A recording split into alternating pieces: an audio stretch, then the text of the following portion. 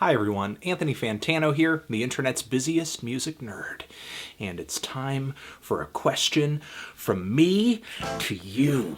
Recently I have been thinking with my mind about technology and music, about how they impact one another, more so technology, music. But I was thinking about something I used to do when I was younger, and I used to buy cassettes, and I used to buy CDs, and I used to buy records. I mean, I still buy records, but when I was first doing these things, whenever I was curious about an artist who had kind of a track record, was sort of popular, and I was looking to get into this artist's work, one of the avenues to do so was to buy a compilation, a mix, as it were, of songs on some kind of physical medium that were pretty much this artist's best hits, fan favorites, so on and so forth. And the first compilation on record I ever bought was a copy of Ramones Mania, and I have the proof right here.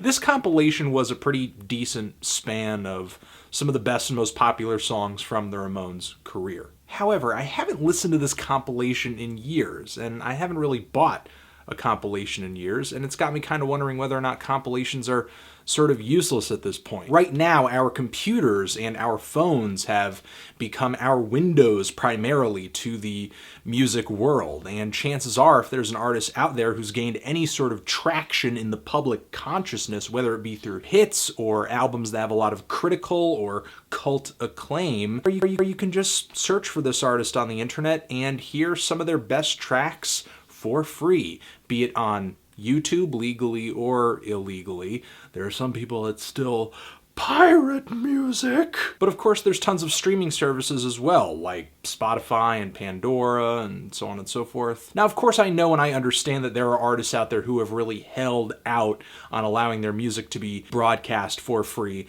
on the internet. I'm not here to sort of attack their philosophy or question their motives. But I'm here to ask if you think these greatest hits compilations really don't serve a purpose anymore.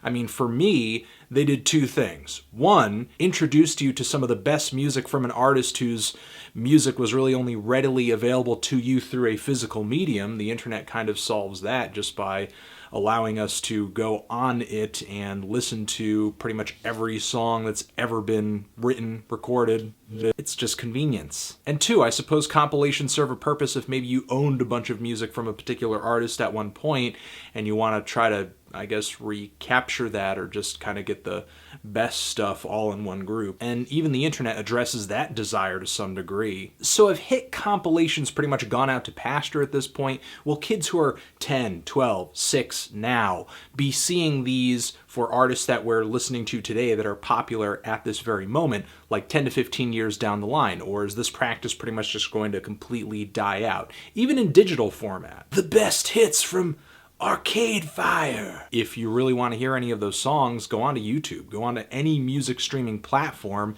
and then from there, based off of what songs you like, buy the record that they come off of, if we're even buying music 20 years from now. So let me know what you think.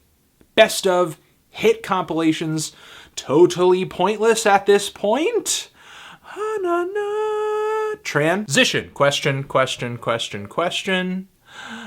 Ask questions. Forever.